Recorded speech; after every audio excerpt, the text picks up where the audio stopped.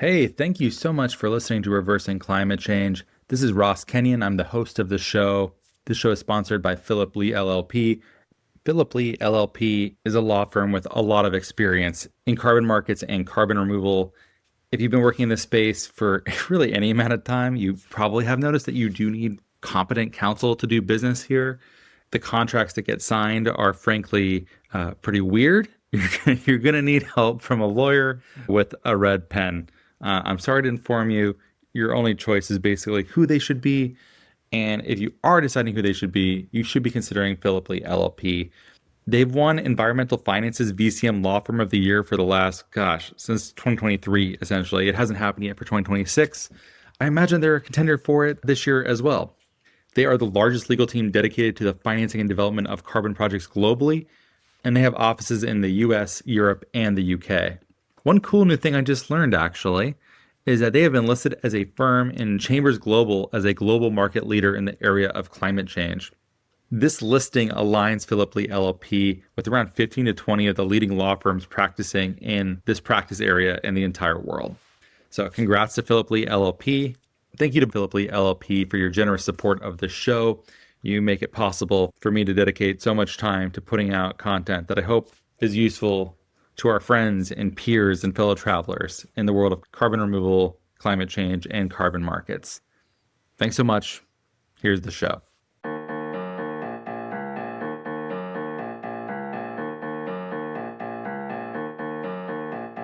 Hey, thank you so much for listening to Reversing Climate Change. I'm the host, Ross Kenyon. I'm a climate tech and carbon removal entrepreneur. Look, you know what to do. If you like this show, and I really hope that you do, open up your podcast app right now. Give this show a full rating, which in many podcast apps is 5 stars. If you're on an app like Apple Podcasts that uses reviews, a quick review would be super helpful. I just got one the other day, and thank you. Whoever you are out there listening, I really appreciate it. And also for $5 a month, you can become a paid subscriber on Spotify, which gets rid of all the ads I don't read myself and gets you access to bonus content. And today's guest is Katz, who is the founder and CEO of Unbound Summits. If you're in carbon removal, you certainly know about Carbon Unbound. In fact, you've probably been to Carbon Unbound. And I'm really happy to have Ollie here. I was just at Carbon Unbound in Vancouver, had a wonderful time. I got to run a couple of small group workshops that I really enjoyed. I ended up getting tagged in to moderate a panel, which was very fun. And I'm headed to New York next month to run some more panels that deals with some of the emotional work regarding working on climate and carbon removal.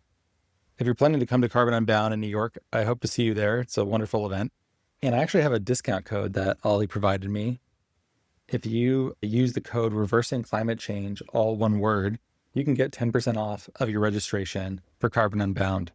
Ollie and I dig into some of the difficult economics of bringing people together in today's world and how to create an event that is both intellectually stimulating and productive and brings the right people together, but also perhaps create some space for us to steel ourselves, rejuvenate ourselves to continue this work. I'm really glad I was able to have Ollie on. See you in New York. Thanks so much for listening, and here is the show. Ollie, thank you for being here. No, thanks so much for the invitation. I'm really happy to have you. I regret not having the tape rolling because right before we started, I had described the Unbound team as being like step horsemen, a nation of people we didn't know existed, swooped in and conquered everything. And Unbound is one of those companies, one of those groups that somehow just came into carbon removal and have so thoroughly owned one very specific segment of it. As far as I'm concerned, Carbon Unbound is the main place that carbon removal professionals gather. Maybe there's a couple others whose feelings might be hurt by my saying that, but it's certainly top of mind for most of my peers. And I am so curious how you can build such a successful in-person community, given that so much of our lives are digital, travel is expensive, these things are a big hassle, they're disruptive, and yet you go and there's critical mass of so many people, many of whom I describe as like a family reunion. I'm like, oh, I'm getting to see what the other 2/3 of everyone's body looks like. Isn't this nice? Or like people I haven't seen in a year. This is great. But also getting to meet so many people that I haven't yet met. It's a really wonderful experience. How do you build something like that and get people to do so many disruptive and expensive things to come to something in person? Yeah, well, thank you. That's a really kind intro. I think that it's an easy crowd to get together. And I feel like I come from a background of putting on events within sort of like sustainability and tech. And I used to work on future food tech summits. And the company also worked on agri-tech events as well. And there was quite a different sort of vibe when you compared those two industries. Like agriculture was a lot older, more ingrained, and food tech was like the new kid on the block. Uh, and so there was like a vibrancy, and this was around the time when Impossible Foods and Beyond Meat was like IPOing, and it was a really exciting time, lots of money flooding into the space. But uh, I feel like when we first put on our event in 2023, the very first Carbon Unbound, it felt like a similar sort of atmosphere when it comes to CDR. People, the sort of premise around new technology, not in it for financial gain, whilst obviously like that is a component of this. It's people are really invested in the solutions and they really believe in the power of these. And so I think, particularly when it comes to kind of in-person events and getting that mix of people into the space, we always tend to find people who are really excited and up for it. That being said, obviously, it's a tougher time at the moment, and we have started to see kind of I wouldn't say a pullback, but a maturing of the space. And so it's really expensive to put these events on. Um, and that's obviously something that is really front of mind for us is if someone is paying this amount of money and also, putting a considerable investment in terms of time and opportunity costs to come to Carbon Unbound, what is the return on investment for them? It can't just be, a nice jolly get together. And so we spend a lot of time working with the industry to understand what the pain points are and how we can make the 2 days, 3 days that they are at Carbon Unbound the most valuable. And I think that is ultimately what I have learned to be the most important thing to make a successful event is to listen to the experts. We come with, expertise in putting on events and making it seamless and very professional, but the content and the people that are in the room ultimately is what matters. And so by listening to the people who are going to be attending our core market, the CDR market, allows us to create programs and experiences that will ensure that it scales the industry and they can meet their partners and it achieves the business and sustainability objectives that everyone's after. And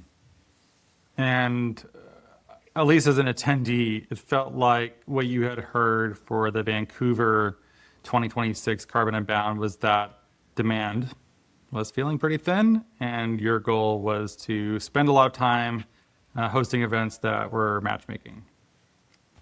I was not in that room. I was doing a venture fellowship at the time, so people would come up to me all the time and start pitching me. I'd be like, I'm like adaptation stuff. Like, please save yourself the trouble. Don't break your own heart. I don't think I can help you probably. But there were a lot of people who were interested in buying credits and a fair number of investors there too that were looking for deals to be sourced. And part of what you were trying to do is to do speed dating, like connect people really, really quickly, see where there's fits that hadn't been previously discovered. And that was my read of it. How close to the truth am I? Yeah, pretty close, I'd say. I'd say that's like becoming a core component of our events is bringing together the buy and the supply side, and matchmaking. So whether that be kind of, earlier stage companies who want to raise money in order to scale their solution, or it's kind of more mature companies or anyone in between who are looking to meet with prospective buyers, that demand signal is so important, particularly at the stage we're at with this industry.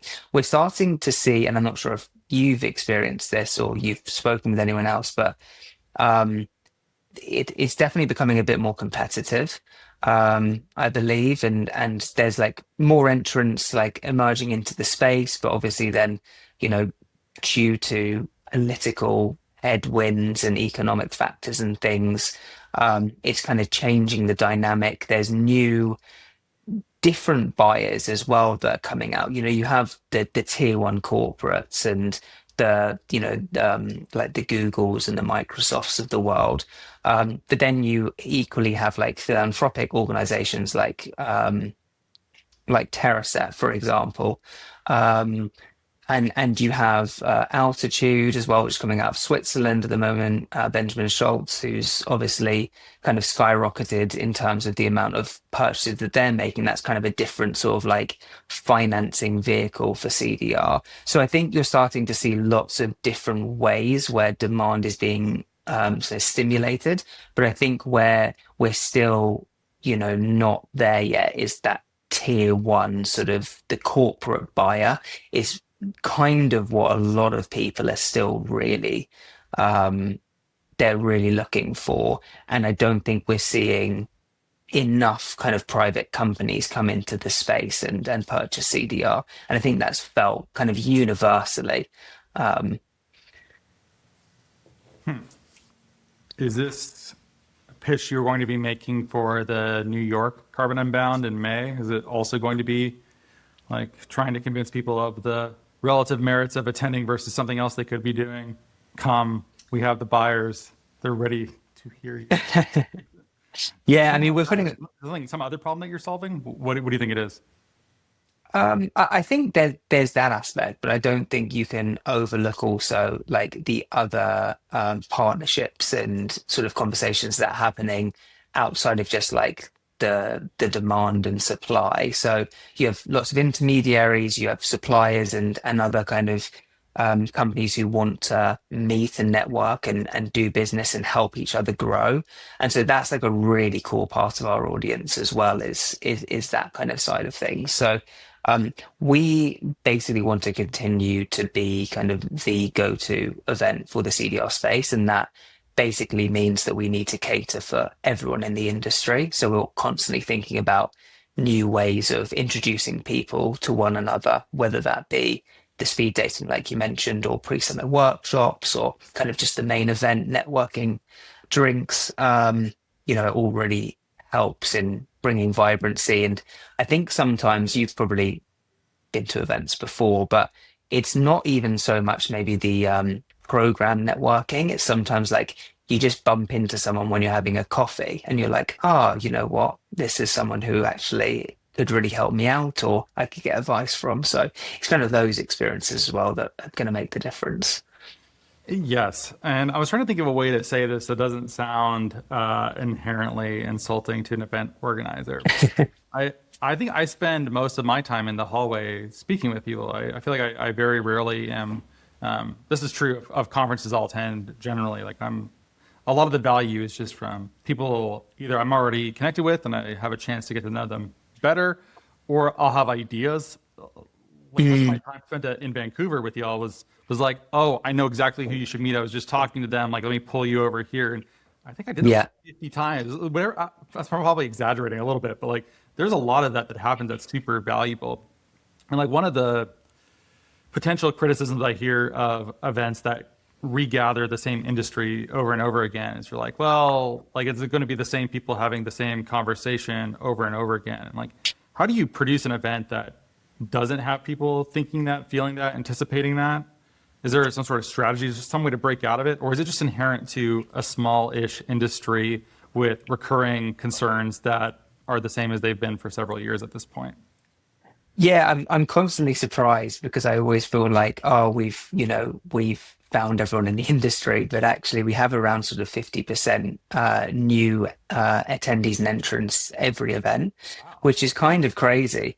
And sometimes it doesn't feel like it, right? Because you look at the attendee list and you go, oh, I know them, know them, know them. But it tends to be different people from different organizations and things like that. So we really make a concerted effort to bring new people into the space as much as we do about taking care of, previous attendees and the people that are have been in the industry for a long time. And so I think that's kind of partly our objective as well, and maybe part of value as an events organizer is to try to introduce new people into the event to make like a really strong networking mix where you see the people that you want to see and it's kind of a bit of a reunion, but then you're also introduced to new players or thinkers that stimulate further sort of like thought or partnership or business opportunity.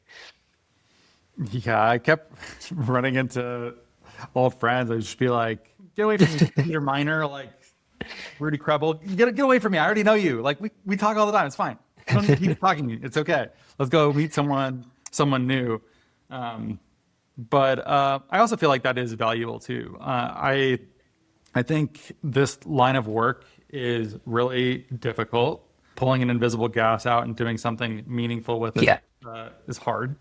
And one thing I keep coming back to is just like how difficult it is to have to project strength in an environment that demands it so that you look like you're a robust company that will survive whatever political headwinds or energy input costs, rising difficulties that are coming or will soon arrive. There's not always a lot of room to do things that are some of the softer emotional work of just being like, yeah, this work is really challenging. And I think there's something about it where it's like, okay, I don't know if this is going to connect with you or not, but it's like if you do telehealth with a therapist versus being in the room, I feel like there is just something inherently better about being in the room with someone when you're talking about the real stuff. And it's hard to articulate why it's better, but I feel like it is, and I at least perceive it that way. Maybe not everyone agrees with that. But I think that is its own value, even if it is only emotional solace for the people working in the industry. It is good to meet your fellows, and that is plenty of value. Yeah, I mean, we're humans, right? And we're very social creatures. And I don't think anything will replace in person or being kind of with someone in a room. I think that you're seeing that when it comes to like mental health and, the more screen time you have, typically the more it affects kind of your mood and connection to other humans. And so I think out of interest, like, when you go to events, do people tend to open up more as a result of just being with them? Or do you feel like, you also get that virtually? Like you do a lot of these podcasts, so you probably end up getting a lot of people sort of talking about their problems on here as well. Yeah, that definitely does happen. But I feel like that realness can be generated more quickly in person. I feel like you're better able to sense if a person is trustworthy or someone that you want to engage with on that level. That's not to say that this doesn't happen digitally, and it often does as well, some of which ends up on the podcast. But yeah, there was like a bunch of people that I met where we'd known each other or been acquaintances, but after hanging out at Carbon Unbound, we're like friends and like people who like were able to be like, yes, this part was really difficult, or I had this really difficult relationship in business and still working through this with a former co-founder or something like that.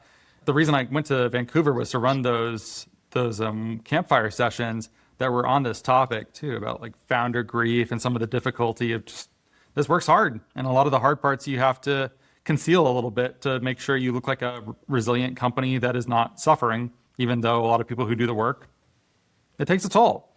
And like having an off the books kind of session like that, I think the people who attended were like, wow, it was really nice to be able to just like Chatham House rules. Like we're not going to like go name who was there or anything, but we were able to connect on that level. I don't think doing that thing digitally would have been very successful. I don't think I would have enjoyed it as much or connected as strongly had it been that. So the TLDR, yeah, I think it's much improved. Nice. You're becoming a CDR therapist.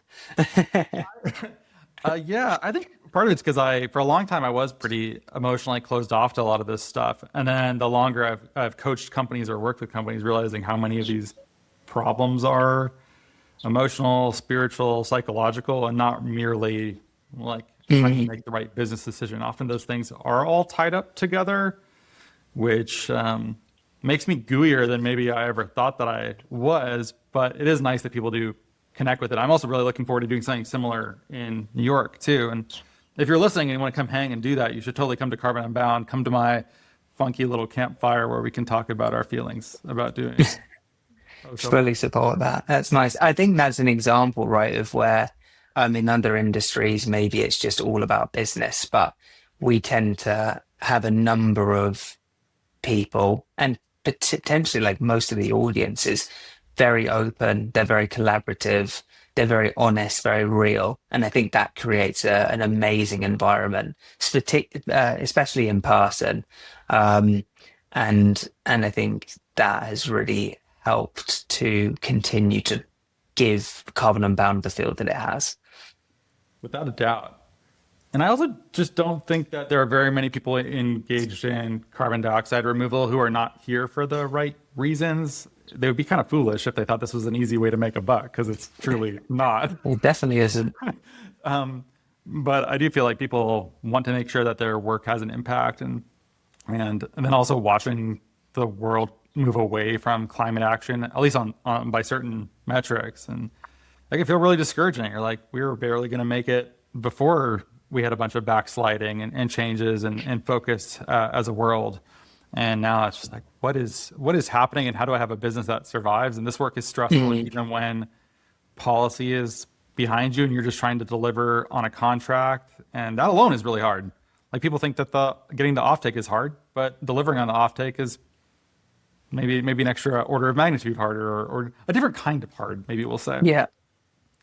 Yeah, I completely agree with that. And I think it's a really difficult, especially when it's I mean, it shouldn't be polarizing at all, but it kind of feels like it still is, which is mental. Like there's lots of industries where it's just kind of you don't get those sort of political headwinds, but it almost feels like it can either be a massive pillar to a government or a country's kind of vision of the future, or it can be something that they deeply kind of disagree with and ultimately despise. And so that is just like an added complexity that I think everyone in the industry faces, particularly now. And I think I'm still incredibly optimistic because I do think that sensibility always prevails. And it's got to the point, in my opinion, where it's a business priority. And so whether or not, there is a particular entity in place who is supportive or not, we're still seeing in the background whether, large companies or people are kind of signposting that they're doing it, they're still going along with it because they know that, one, it's the right thing to do, and two, that it's kind of a business imperative in order to ensure that we as humans survive in the best way possible and their business thrives. Oof, I love when people are saying saying this to me recently, because I've been so dour recently. In fact, when I was at Carbon Unbound, did you watch Arrested Development at all, or was that too American for you? I haven't, no. What is it? Oh, it was just like a very millennial comedy. Ooh, I feel old saying something like that. Julia Louis-Dreyfus and Jason Bateman have this on again, off again relationship. Or no, wait, it's Heather Graham in that episode, and they just keep like finding themselves laughing at the most tragic stuff ever. And whenever I would run into Chantal at Carbon Unbound, I would start. I'm like a pretty ebullient kind of guy. I like being optimistic, and whatever conversation I would have with her would always turn into just like me being like, AGI is freaking me out, or like, how about some of the stuff going on with NATO and Greenland, and like, how about this? I'm just like, I swear, Chantal, I'm like a totally cool, like, I'm really depressed person here. But yes, this work is difficult, and it is nice to have someone pump back into you that what we're seeing now, maybe eddies and the main current of the river is still going in the right direction and to not get distracted. I don't know if I fully believe it, but I want to. I want to Yeah. believe it. And it's nice to have you sedate me a little bit, or like try and be like, don't overdo it. Yeah, well, I mean, if you don't laugh, you cry, right? That's basically the motto. But I think also it also becomes clear, like what's been going on is we're over reliant on certain countries or resources in the world, and outside of CDR, but if we move away from those and countries kind of embrace more localized energy and more localized solutions where countries can support themselves in a better way, I think that's going to be a massive benefit, and not even just like environmentally, economically. And I think AI is going to really help with that. Obviously, there's a lot of question marks around how the government reacts to that and kind of the regulation around it. But we're seeing some really, really great strides there. So I'm a big optimist, and that's probably why I've kind of ended up starting a company, because I don't think you can be a pessimist and do that. Yeah, it'd be a much less endurable experience. Yeah. Too pessimistic. Well, like, give me like an example of how you try to keep things fresh here. Like, is it just in the programming? Is it in terms of like sub events within the event? Like, how do you do it in a way that when companies are on the margin of, we're not sure if it's worth attending this year, like, how do you make sure you're giving them new value each time? Like, how do you work through that? Yeah, I think people tend to come for one of two reasons, which is either the content or the networking. And I think both of them ultimately play into someone, coming to the event. But it's normally like you're sitting in the main stage room for, a number of hours, and you're just absorbing, what's going on stage, and you love the facts and the insights. Or like you're outside in the corridors, like bumping into people, pulling people in. And so I think those two factors, alongside, always choosing really upmarket venues and cities and locations that people really want to go to. So we moved to Vancouver for the first time this year, and then I heard that there was a CDR ski trip, or SkiDR, that took place afterwards, and like I think I'm those not going on moments that, but as well. I couldn't make it work. Yeah, neither could I. I'm gutted because I'm an avid skier. It's so expensive in Whistler though, but maybe we'll look at doing that again next year. But yeah, sort of like, it's all of the above really. It's like making sure there's a good audience mix. It's making sure that the content is created with the industry, and then it's choosing, great locations that, people ultimately want to travel to, and potentially will spend a couple of days either traveling or seeing friends and family. I think that's kind of the mix that we strive for, on top of obviously exceptional service and making it as seamless as possible for people to attend. I have a funny story, but I don't know if I can keep it in the show if I share it. You can always edit it out. I just maybe I'll say a safe version. I'll see if I want to keep it. When I got tapped on the shoulder to moderate the AI CDR panel, because I guess the moderator couldn't make it, or I forget exactly what happened, but I was there and I was looking out over the audience, and I saw a scientist I have long admired and known for a very long time just open mouth snoring in there in the back. Like, also, there's some good napping potentially available in the main hall. If you need a little doze, it's dark in the audience. Yeah, yeah. I was like, I'm going to talk to you later. How dare you do that? Yeah. Oh, really? No, I think it's exhausting as well, right? Going to events, like absolutely. Having to travel. We've had people travel on the day from like Japan, and then just get through the day and go to networking drinks and stuff. And I can't see how people do it, because some people just kind of come in and out. 2 days, and then they're on another plane again to another time zone. And some people's almost their lives are like revolve around traveling, don't they? So sometimes you do get the odd napper, and yeah, we're gonna leave them in peace. God, napper. Yes.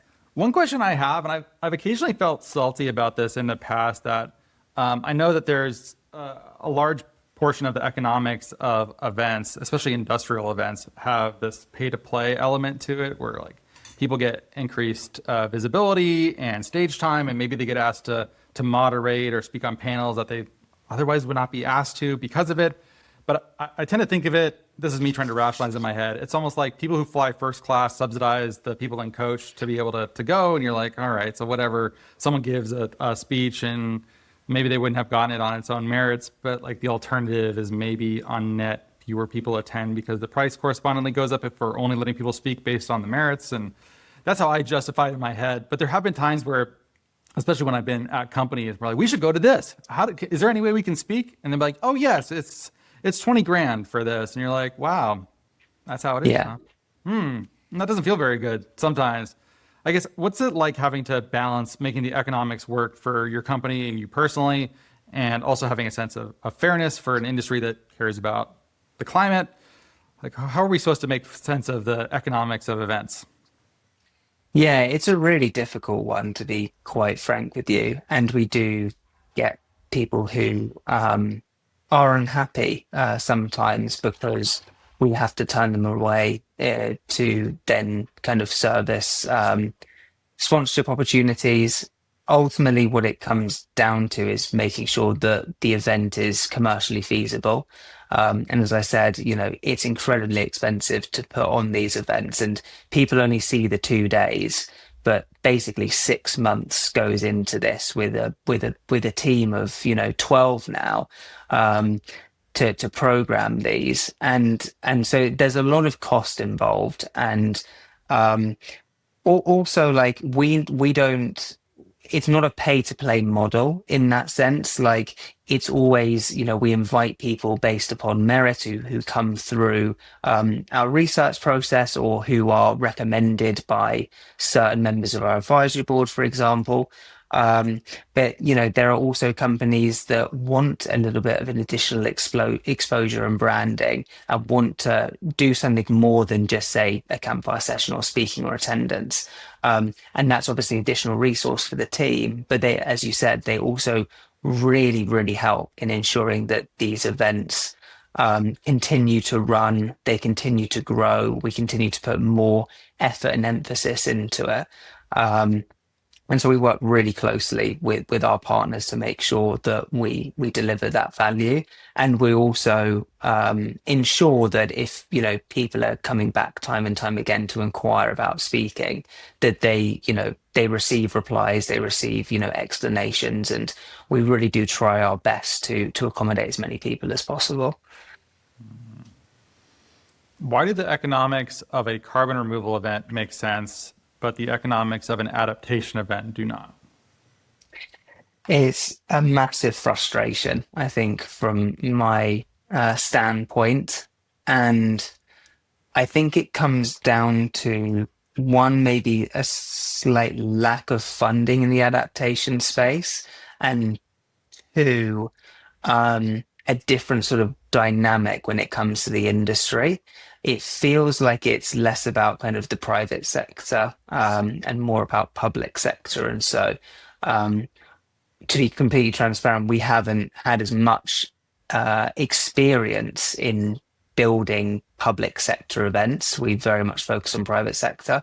And so when trying to make the Adapt Unbound series work, we focused on that sort of core audience. But I think that it's still a very nascent industry. It's growing, and there's lots of kind of residual solutions, and you see it in carbon removal as well, right? Like there are carbon removal suppliers like Marsh Reforestation who focus on wildfire hit areas, and so they have like an adaptation focus. There is a really good event, and I'd be really keen. I think there's a couple actually in the US who have done it quite well. So one is a Red Sky Summit. Yeah, really good name. And they focused on wildfire tech in California. I can't remember. Convective Capital, I think, is the organizer. They do oven and like cooking technology, right? Yeah, Terrifying. yeah. Yeah. But they do a really great event, and now they've broadened their mandate into adaptation. And so I think they focused on a specific niche, and that was obviously great locally when it comes to kind of California, and now they're expanding that. So we fully support it. I don't think it's impossible to make work. I think the economics could work. We just ended up not being able to capture the audience in the best way, and it then comes down to we're splitting our time between these two areas. We really think that we can make even more of a difference in CDR, and so we've paused that series for the time being, but I'm still incredibly passionate about it and really want to get back into it. So if you have any ideas, even if it's like a small sort of like gathering or workshop, I was thinking about this because we still have people coming, inquiring, being like, are you putting it on? And that's another sort of massive founder's dilemma, is there's so many ideas and opportunities out there, and you have to ultimately prioritize with the resources you have. And that's been quite frustrating for me. When I was doing the venture fellowship at Lycan Ventures, good chunk of last year, I was looking at a bunch of adaptation and resilience deals. This is not a new insight. This is maybe the first question you should ask with anything adaptation related. But the chief problem was one about the discount rate and net present value. Like, okay, you have cash on hand now, you can pay cash you literally have now against a theoretical risk at some indeterminate point in the future.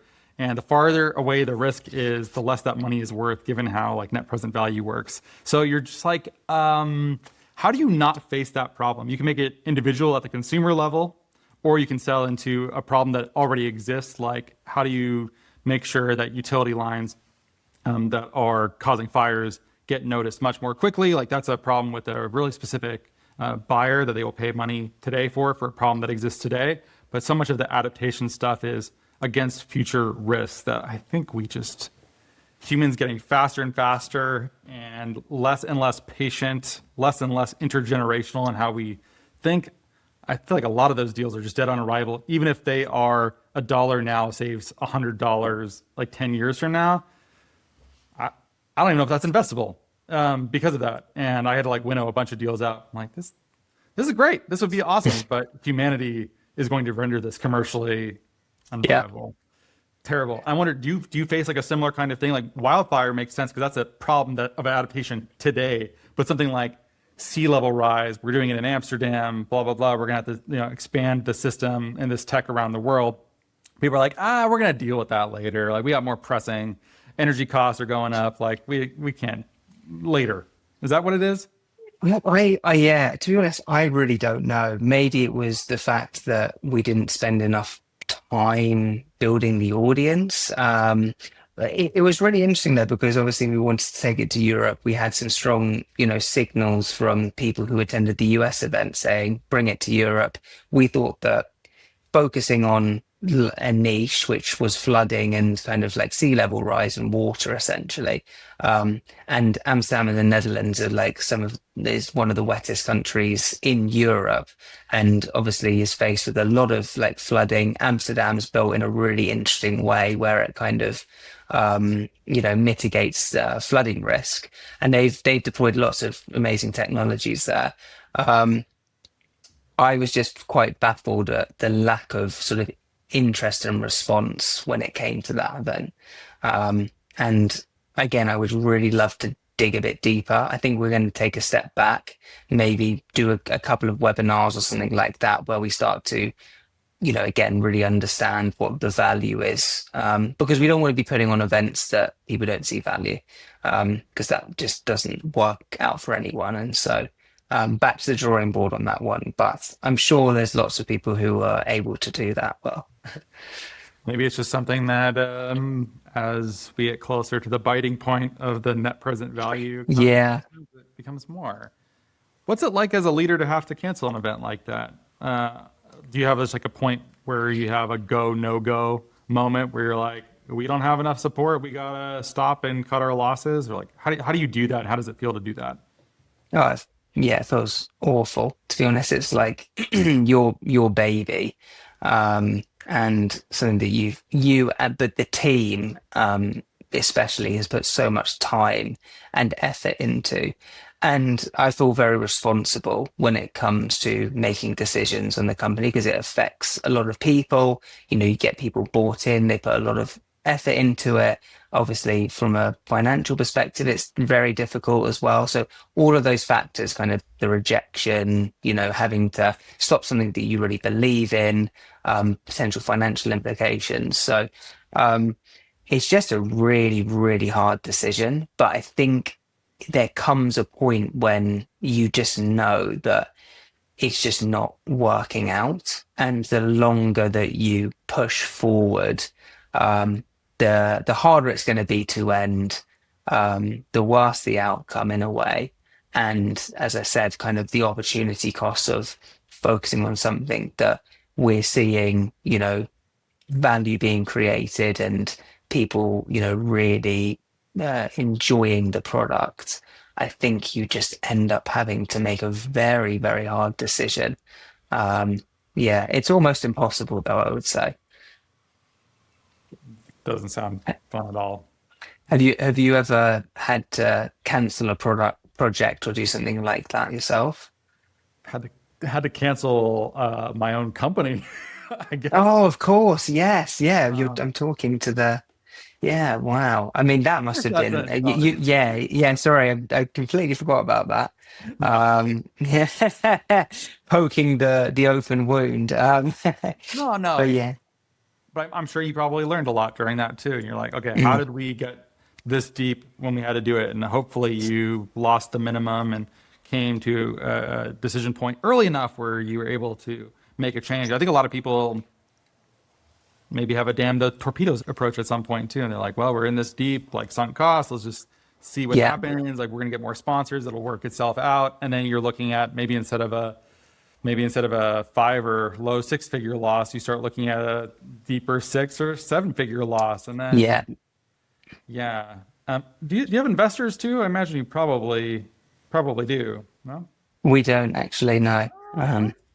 Wow. This is all revenue supported? That is, Yeah, I think when it comes to events, it's we're not building kind of a futuristic product or a software or something that kind of needs a lot of capital. And so you can kind of manage the cash flow side of things with a bit of creativity, definitely. And it, you know, there's been lots of times I think with any company where you're kind of holding your breath a bit. But yeah, we've managed to continue without investment so far. And I think, yeah, there's certain businesses and I think models where that's possible, and others where I just don't think it's possible at all. and right now there's three Carbon Unbound for CDR, right? It's Europe, Correct. West Coast, East Coast of the US. Yeah, West Coast, East Coast, and then Europe. Yeah. Is that the plan to continue that for the foreseeable future? Is that going to take place next year too? Yes, yeah, those are the three sort of anchor events, and then as I kind of alluded to earlier in the call, looking at other locations when we feel like that we're able to service those and that we have the resource. But yeah, really want to take it to lots of other places. I think almost any location, there's an amazing opportunity for CDR. You know, Africa, the Middle East, South America, Asia, you know, you kind of name it. And basically within every country, you could have kind of a small localized event. And I'm sure there are. I'm aware of quite a few other events that are going on as well. That are servicing different regions, but yeah, I love traveling as well. I love exploring, you know, new cultures and new countries. And so that's kind of been a big sort of motivating factor outside of obviously supporting CDR and the events themselves, is the opportunity to be able to travel with the work, which I think is really exciting and kind of motivates me outside of anything else. It's hard to hear a British person say that without picturing you in a pith helmet with little khaki shorts on. But sorry. Now I got to bleach that out of my Yeah, both of us do. okay. So are there going to be more? Are you going to do something in Asia? I'm seeing a lot of cool stuff happen over there. I think pretty much everyone is. And, Kenya, obviously very famous as a hotspot. Does it make sense? I mean, even if there is enough critical mass of organizations in a certain place, I imagine you also have to judge like how much economic surplus will be generated for the Unbound summits to like make it worth. Because otherwise you could focus on something that you know is going to get enough sponsorship and attendance to make it worthwhile. So it has to be of sufficient size and density for this to like make sense for you. So are there other places that may surpass that limit or not yet?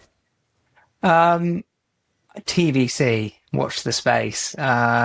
Nothing set in stone yet. I think there's a couple of locations that we're exploring in a bigger way. I definitely think we still would like to continue to grow the events that we're hosting, and we definitely haven't got to the peak there yet.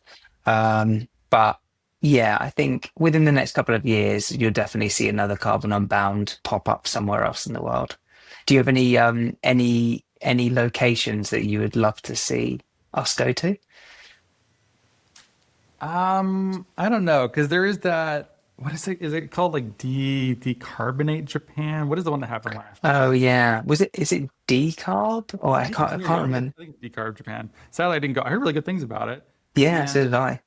I heard there was a lot of fun karaoke. Actually, that is one thing I wanted to ask about. Is carbon removal like has a little bit of a self-serious vibe? It's one of the reasons why this podcast and the memes there. I think people really relate to them too. Like all of the shows that I do that have like emotional, theological content to them, like a lot of them don't perform as well as the things that have immediate instrumental value, but people message me more often. So it's like appeals to fewer people, but the people to whom it appeals, they really connect with it. And the memes too, people will often be like, are you behind like the memes? I'm always like, yeah, I'm like, there's like a group of us, but yeah. And they're like, I love those. We always share them. But there's always like a more of a quietness to share that because it might look like the company's not as serious. And one idea I had for Unbound that might take it in a new direction is like, how do we bring some of the silliness out? Like I like the emotionality of it, but I also think some amount of taking ourselves a little bit less seriously. And I think getting a little loose and doing karaoke or something, just like straight silly. I think that could be good. It could be a terrible idea as well. Yeah, have you seen? I know that air miners have done a couple of events. Like I think Tito brings the energy and excitement as well, in that sort of way, which is a lot of fun. And I think at one of their events they actually got it was like a rap. A rap sort of like where you basically rap about CDR, and it's incredibly like I'd say I don't want to put them nerdy in terms of like how it comes across, but I love it. I think it's amazing. Like it's really creative, and that's maybe is that a similar sort of thing of what you're kind of going against is just kind of like taking the context out of it a bit. Yeah, I think that, or it doesn't have to be goofy per se, but I think something's like if you had like someone who could just like have us paint watercolors for an hour and just like, because oftentimes you'll sit next to someone and some of those conversations will be less performative and more like when your rational brain is occupied with that, like some of the more like natural. I feel like some of those things, it's hard to articulate a value to that. I think a lot of people in our space who are a bit more STEM oriented and a bit more serious might not see it, but I swear to you, people respond. All the stuff I do that ends up on the less like, for instance, like a show that I did recently that a lot of people really liked and did good numbers was the one I did about a healthier Earth and about private equity owning the data center company. And then owning a healthier Earth and like integrating biochar into data centers and private equity. And that had a lot of value because a lot of people listen to that and were like, oh, like our ticket sizes are too small. Like we should be thinking a lot bigger. Like, how can we do this? And like people like that. And it does well. But also those like quieter ones that I do, I get secret messages about them. They feel to me more that they're trying to provide value on that first category, which Unbound is very good at. is there room to grow into that second category? And how do you do it in a non-cringe way? Because there also is a risk of being cringe whenever you are doing something that doesn't have immediate, obvious value to it. But I think Yeah, there's an opportunity here if done correctly.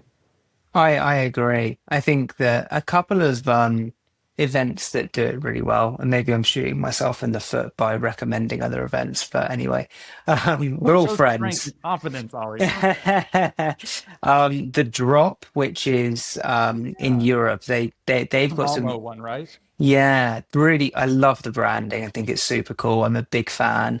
They do some really interesting, sort of like more quirky networking pieces. I haven't been myself, but it looks like more towards that sort of side. And then Alt Carbon, they do like their annual sort of like summit in India. Is it like the Darjeeling tea? Yeah, and I Oh, think that looks again, fun. Yeah, it looks beautiful. yeah. The pictures are amazing. Absolutely love their brand. And I think that it looks like pairing it with kind of the culture of, where they're located and some really interesting and unique sort of settings and experiences. It's definitely something that I'm really keen on exploring for Carbon Unbound. Um, yeah, I think yeah, we'll potentially have some ideas for that. But yeah, that's got me thinking actually. So thank you.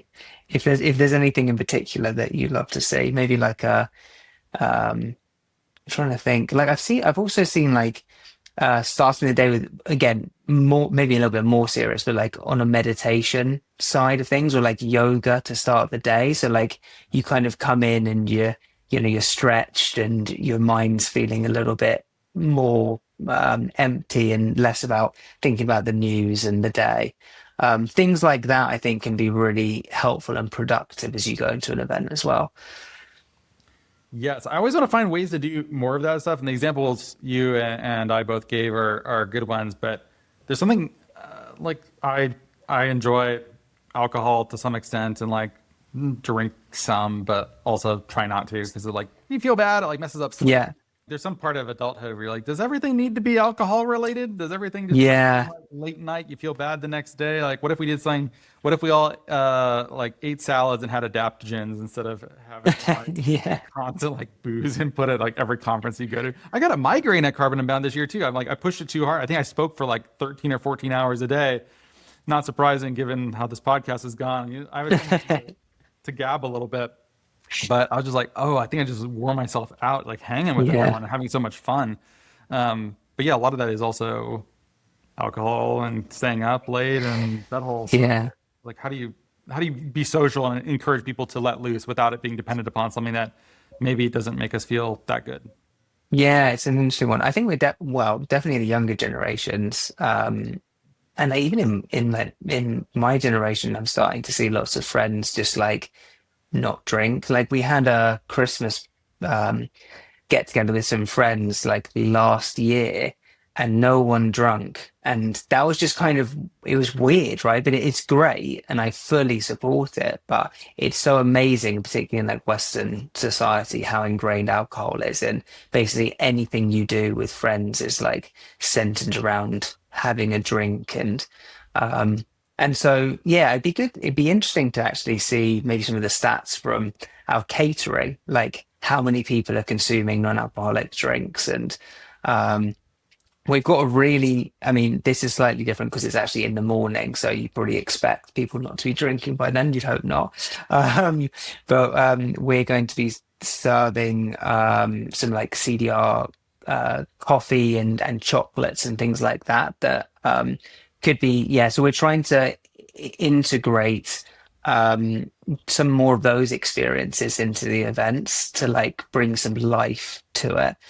So definitely come to East Coast if you're into your coffee and chocolate, because there'll be a lot there on day two morning. This podcast has just become me trying to become a consultant to Unbound something. Yeah. Here's all How my much you charge? good, no. I really do love being there, and I like that these events don't just like magically appear without huge amounts of labor and investment going into making them really nice and ideally worth the value of attending. That's a hard equation to figure out. And I feel like I've enjoyed my time going to Unbound. I would like to go to many more and keep going. And for all Oh, the you're always invited. always So, invited. yeah. Yeah, I think it's really wonderful, and also I'm happy to keep pitching you my. I guess all my ideas are basically like they're either increased zaniness or increased wellness. I think those are probably like the two biggest themes here. But I would like to see our nerdy little industry loosen up a bit and like stop having to like be so serious because I know you all secretly love the memes. I know you all secretly want to talk about real big on the podcast. More memes. I know it's there. More memes. I know people. You don't need to pretend that you're only one thing. You can be a really serious scientist or business person and also love to laugh at some really. Yeah, I definitely catch myself out sometimes as well, like trying to be, um, I don't know. Yeah, I definitely sometimes feel like I'm coming across too serious, or like sometimes like being able to loosen up and just, forget all of the small or kind of or large sort of like problems that you're currently facing, and also taking a step back and just be like, we're doing pretty well. That means whether it's from a company perspective, from yourself, or like as an industry, like it's very easy just year on year, month on month to look at where you were like just like a couple of days ago and be like, we're not growing fast enough, or we're not doing enough, or we're not getting enough buyers in the space. But literally, if you compare where we're at now to like 2 years ago, like it's something that should be celebrated.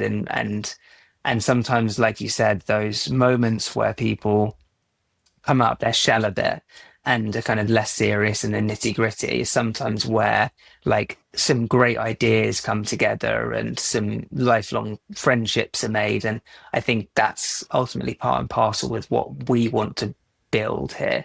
Um, For sure. I think those are all really good things to keep in mind. And I also think it's good to not be so hard on yourself either when you show up in that way. Like, I can do a podcast here talking about silliness and humor and like emotions and stuff. But yesterday I was at the co working space, and in the silent zone, they have overhead fluorescent lights. And then every desk has like these beautiful, like lamp lights that make the room so cozy. And I got there a little bit later than everyone else. I'm like, do you guys mind if I turn off the overhead so we can have like the really like nice lighting? And everyone's like, I actually prefer more light and I want the overhead. And I was like, I was so frustrated with them. I'm like, yeah, I'm like a deeply spiritual person, I guess, huh? I'm like so mature, like well adjusted. I'm like so annoyed that someone may have a aesthetic preference that diverges from mine. So yeah, I think you can run your mouth about how well adjusted you are and how like gratitude is important to you, but it is really hard to operationalize that on a regular basis. I'm not even close to being there. yeah. Yeah. I think that's it's a constant battle. Some people just, I think, have it. They're just more inclined that way, and others are a bit more reserved or serious. Um, yeah. So loosen up, I guess. Note to self. Yeah, I don't know how to get there. It's like my goal over time is to be one of those like older people who are like, wow, you're exactly where you're supposed to be, not trying to be anywhere else, like totally just contented. Yeah. How do you get from this to that? And that, I think that's the life's mission, but still working on it. Maybe you too. Yeah. There's time for us, I think. I think there is. Yeah. Thanks for being on, Ollie. Appreciate you answering so many like pretty difficult questions about how events work in our space. And thanks for doing what you do. I think Unbound, I'm not just saying it either. I don't invite people on to just like blow smoke and flatter them, but I do think Unbound is a really important part of the ecosystem. And I'm glad I get to come and hang with you and so many of our colleagues. So thank you for doing the hard work of making it a real thing. I really appreciate it. Thank you for having me on. And I guess a final note is um, we need more people in CDR. We also need as much diversity, and we need to support, other communities and sort of countries and areas that maybe don't have the privilege that, say, the US or the UK has. And so, making sure that we bring as many of those people into the sphere of CDR as possible to make this work. So that's our goal. And yeah, again, really appreciate having me on.